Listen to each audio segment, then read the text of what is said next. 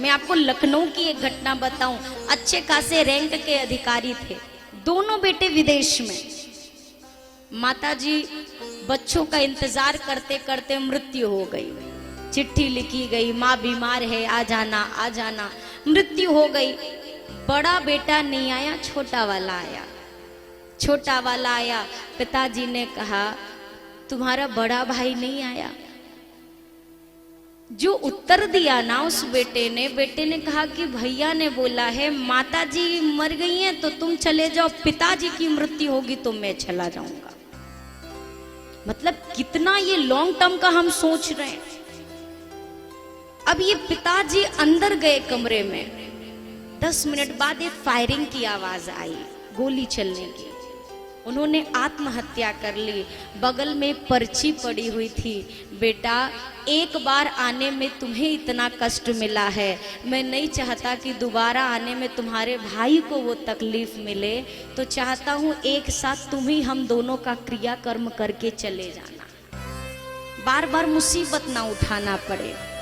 मैं ये बात उन हर के लिए कह रही हूँ, जीवन में कभी भी बुढ़ापे का सहारा किसी को मत समझिए। ना बुढ़ापा, ना जवानी, ना युवा, आप किसी को अपना सहारा समझेंगे आपको बहुत पीड़ा मिलने वाली है। बच्चा पालना में नहीं आता कि माता पिता अपने पलंग पे जाने तक का ख्वाब देख लेते हैं। ये पालने में है, मैं सेवा कर रहा हूँ, मैं पलंग पे जाऊंगा, ये सेवा करेगा। और कितनी सेवा आज किसको मिलती है वो हमारे कर्म निश्चित करते हैं। केवल एक काम करते हुए, ठाकुर जी आपने जो दायित्व दिया है वो निभाना मेरा दायित्व है, मैं निभाऊंगा। बदले में आशा नहीं करनी है कि बुढ़ापे में पानी मिलेगा, कि आग मिलेगी, कि खाना मिलेगा, कि अरे ये वो समय है, वो समाज है। 10 जगह जाते हैं, हजारों बार देखा है महीनों में बटे हुए माता पिता को, बहुत बार देखा है। जनवरी फरवरी मार्च अप्रैल ये किसकी गिनती है? ये माता पिता के 2 रोटी का समय फिक्स है।